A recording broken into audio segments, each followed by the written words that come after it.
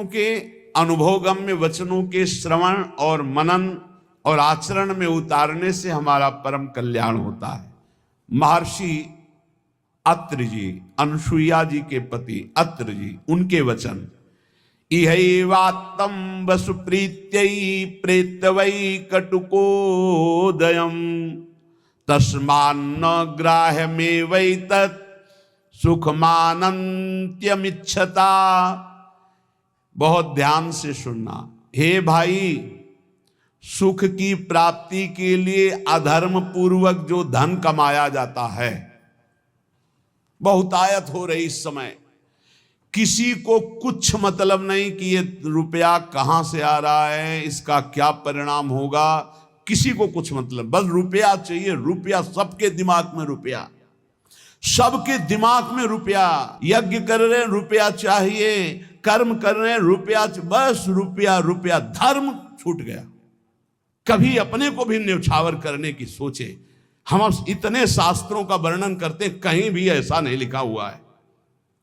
आज तक हमें कोई खड़ा होकर बता ना कि उस प्रवचन में कहा था।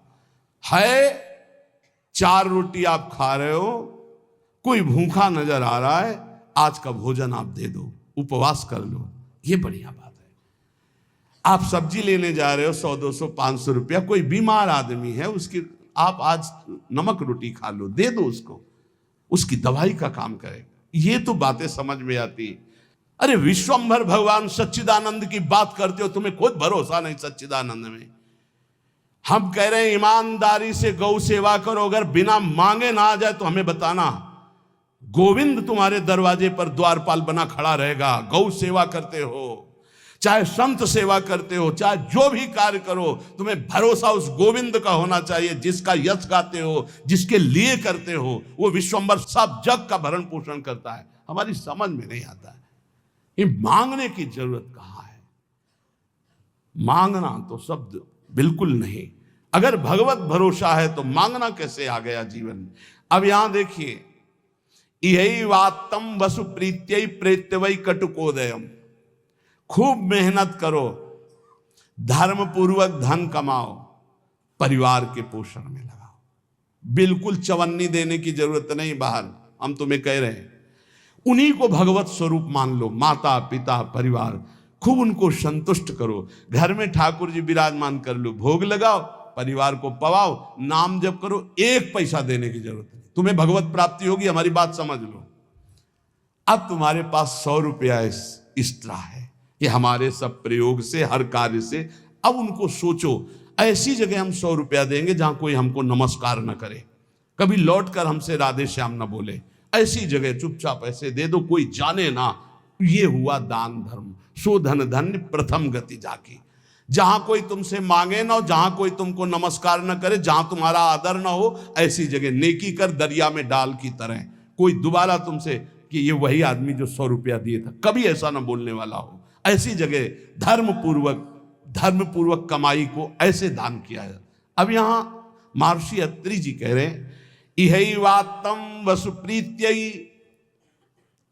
धर्म क्या है, वैराग्य क्या है, भगवत मार्ग क्या है, परम कल्याण क्या है, जगत मंगल क्या है, बस प्रवचन में रह गया है। ये संसार घृणित है, ये संसार धोखेबाज है, बस वही लौकिक। इहैवात्तं वसुप्रीत्यै प्रेत्यै वै कटुकोदयम्। सबके दिमाग में सोने से जागने तक, जैसे अनन्य भक्त के चिंतन में केवल हरि राधा, ऐसे संसारी के केवल दिमाग में रुपया, सुबह से शाम तक, शाम से सुबह तक। और लक्ष्मी जिनके चरण को चापती रहते हैं, ऐसे हरि से विमुख, पापाचरण करके रुपया इकट्ठा किया तो बोले इस लोक का धन यहीं रह गया। अब मृत्यु के बाद जो कटु परिणाम उत्पन्न होगा उस धन कमाई का, इसलिए होश में हो जाओ।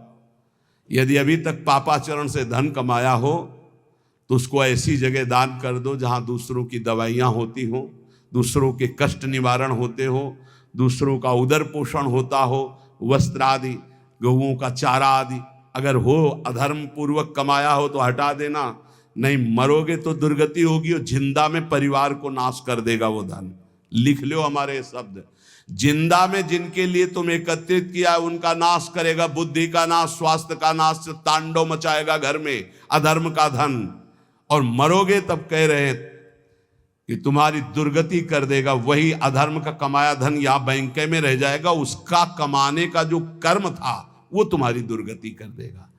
महाराज अत्रि कह रहे हैं तस्मान ग्राह्य में वै तत् सुखमानंत्यमिच्छता, इसलिए परम सुख प्राप्ति के लिए अधर्म पूर्वक धन कमाने की इच्छा मत करो। अनंत महिमा में भगवान ने धर्म की स्थापना की, पहले धर्म फिर धन, धर्म अर्थ काम मोक्ष, पहले धर्म को आगे रख करके धन कमाओ। पहले था चाहे प्राण चले जाएं, धर्म नहीं जाना चाहिए। देखा महापुरुषों को, गुरुजनों को, प्राणों की बाजी लगा दी, शहीद हो गए अपने राष्ट्र पर, अपने धर्म पर, अपने भगवत भाव पर। परः पराणाम पुरुषो यस्य तुष्टो जनार्दनः सा प्राप्नोत्यक्षयम् स्थानमेतत् सत्यम मयोदितम। इस माया से परे परमात्मा है, वह परम पुरुष जनार्दन श्री कृष्ण जिस कार्य से जिससे संतुष्ट हो गया वही परम सुखी, वही परम धनवान, वही अक्षय पद को प्राप्त करता है। मैं सत्य सत्य सत्य कहता हूं। इसलिए मानव जीवन प्राप्त करके धर्म का आचरण करो। धर्म के द्वारा संपादित किया हुआ तुम्हारा जीवन, जितने भी कर्म, वो तुम्हें महासुख प्रदान करेंगे। ना गुणान गुणिनो हंति स्तौति मंद गुणानपि नान्य दोषेषु रमते सानसूया प्रकीर्तिताः। जब कभी किसी गुणी की तुम्हारे सामने प्रशंसा होने लगे तो खंडन मत करना, किसी के गुणों का खंडन मत करो। और जब किसी के दोषों की चर्चा होने लगे तो कान में अंगुली डाल के वहां से चले जाओ। जब किसी की महिमा गाई जा रही हो तो आनंदित होकर सुनो, भगवान की विभूति है जिसका वर्णन हो रहा है। लेकिन जब किसी की निंदा की जा रही हो तो कान में अंगुली डाल के उस सभा से निकल जाओ, क्योंकि सभा में जो जो बैठा होगा उसको सबको पाप लगेगा। द्रौपदी जी को निर्वस्त्र करने का आदेश दुर्योधन ने दिया, उठ के चले जाना चाहिए। भीष्म जी को, द्रोणाचार्य जी को, अश्वत्थामा जी को, इन बड़े बड़े महापुरुषों को नहीं गए ना, नहीं रोका ना। कुछ भी हो, अगर भीष्म जी खड़े हो जाते तो किसी की ताकत थी बोले, परिणाम क्या हुआ? भगवान ने सबको मार के गिरवा दिया, सबको दंड भोगना पड़ा। जिस सभा में शास्त्र निंदा हो रही हो, संत निंदा हो रही, भगवत भक्त निंदा हो रही, धर्म की निंदा हो रही हो, आपकी सामर्थ्य है तो उसकी जबान बंद कर दो, नहीं तो कान में अंगुली डाल उठ के चले जाओ। उत्तम बात यही, कान में अंगुली डाल उठ के चले जाओ, क्योंकि सामर्थ्य की बात कानून विरुद्ध हो जाएगी। कुछ भी करना कानून के विरुद्ध होगा। परस्मिन् बंधु वर्गे वा मित्रे द्वेषे रिपौ तथा आपन्ने रक्षितव्यम तु दयैषा परिकीर्तिताः।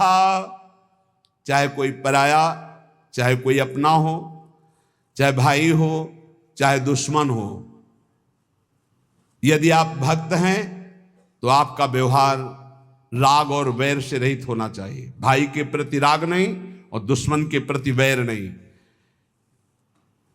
अगर भारी विपत्ति में भाई फंस जाए तो हम कैसे करेंगे? उसकी दुख निवृत्ति।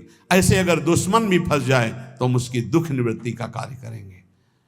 दुश्मन है, वो हमें गाली देता है, अपमानित करता है, हमारा बुरा चाहता है, लेकिन हम उसका मंगल चाहेंगे, बोले उसे भक्त कहते हैं। उसे कहते हैं वो राग द्वेष रहित भगवान का भक्त जो दयावान है। आन संशयम क्षमा सत्य महिंसा दान मार्जवम प्रीति प्रसादो माधुर्यम मार्दवम च यमादस। यम और नियम, ये जिसके जीवन में होते हैं वो बहुत दैवी संपदावान माना जाता है, भागवतिक माना जाता है। यम किसे कहते हैं? ये 10 होते हैं, यम 10 और नियम 10 होते हैं। यम पहला है आनशंशम, अक्रूरता, किसी के प्रति भी क्रूर वचन, क्रूर व्यवहार बिल्कुल नहीं होना चाहिए। क्रूरता तब आती है जब हमारे विपरीत कोई व्यवहार करता है, तब उसके बोलने की क्रूरता हो जाती है, चेष्टा में क्रूरता हो जाती है, हृदय में क्रूरता हो जाती है। अचानक आक्रमण होता है। अगर संबोधन करके आवे कि तुम्हारी परीक्षा हो रही तो शायद साधक सावधान हो जाए, पर अचानक आक्रमण माया का होता है। वो संभल ही नहीं पाता कि मेरी परीक्षा हो रही, और वो क्रूर बोल देता है, क्रूर कर्म कर देता है, क्रूर चिंतन कर देता है। इसका मतलब यम कमजोर है, यम नियम में वो कमजोर है। पहला यम है अक्रूरता, न वाणी में क्रूरता हो, न शरीर में चेष्टाओं में क्रूरता हो, न मन में क्रूरता हो, अक्रूरता। दूसरा है क्षमा। सबसे बड़ा बल है क्षमा। कोई कितना भी कैसा भी व्यवहार करे, क्षमा बल से उसे जीत लेना चाहिए। तीसरा है सत्य। सत्य के समान कोई दान नहीं, कोई पवित्रता नहीं, कोई बड़ा अनुष्ठान नहीं। वाणी से सत्य बोलने का नियम बना ले। कलिकाल है, इतना झूठ का बोल बाला है, पूछो मत। झूठ है ही झूठ, औरों से तो और जाने तो गुरु जी से झूठ। कई बार कहा है कि एक घर तो छोड़ दो गुरुदेव का, कम से कम उनके सामने तो सत्य बोलो। एक क्षण में उनसे भी झूठ, और जबकि पता है कि उनको पता हो जाएगा, फिर भी झूठ बोल देना। अरे भाई, फांसी थोड़ी लग जाएगी, डांट लग जाएगी, गुस्सा हो जाएंगे, पर हम सत्य बोल देंगे तो हमारा अपराध क्षमा हो जाएगा। सत्य एक जगह तो नियम ले लो, तो सब जगह धीरे धीरे फिर भाव मानी संख्या से सवाल हल हो जाएगा। एक जगह सत्य बोलना शुरू कर दो। वाणी में सत्य बोलना, ये यम का नियम। अक्रूरता, क्षमा और सत्य। हमारा जब वाणी में सत्य होगा तो आचरण भी सद आचरण होंगे, फिर हमारा विचार भी सद विचार होगा, और संग भी सदसंग होगा। यम अगला सत्य के बाद अहिंसा। किसी की भी हिंसा न करना, न मन से, न वचन से, न कर्म से। सत्यम, अहिंसा और दान। सुधन धन्य प्रथम गतिया की दान। बस दान का तात्पर्य इतना ही समझ लो, अहंकार रहित त्वदीयम वस्तु गोविंदम तुभ्यमेव समर्पये। हे प्रभु, आपके द्वारा दी हुई वस्तु तो ये परिवार से थोड़ा, हमारे परिवार भर के लिए इतना प्रयोग हो गया, 10 रुपया बढ़े, बस ऐसा। ये हमने कहीं नहीं सुना। गरीब आदमी अगर एक बछिया दान करता है तो एक राजा 1 करोड़ गाय दान करे स्वर्णिम आभूषणों से अलंकृत करके, तो उस गरीब आदमी की बछिया के बराबर नहीं होगा। ध्यान रखना, जो गरीब होकर के दान करता है उसका विशेष महत्व होता है। उसकी 4 रोटी उसके पूरे जीवन के कमाई मेहनत से, और तुम 4 करोड़ ऐसे, तो उसकी रोटी के बराबर नहीं हो सकता है। इसलिए दान का विशेष महत्व धर्म द्वारा कमाया हो। जैसे एक बार हमने सत्संग में बताया था दान के विषय में, सेतुआ यज्ञ का, मुदगल ऋषि, वो कभी किसी से दान नहीं लेते थे, तो शीलोंच वृत्ति के द्वारा वो अपना उदर पोषण करते। सील कहते हैं जो किसान अपना खेतों से अन्न का अधिकार ले चुका है, अब वो ऐसे खेत, उनमें जो दाने बाली पड़ा है उसे बिन लेना। उंच कहते हैं जो बाजार में जहां अन्न की बाजार लगी वो उठ चुकी है, इसके बाद जो दाने गिरे उनको उठा लेना। तो वो ऐसे 2-4 किलो सब मिला करके होता होगा। उससे 12 महीना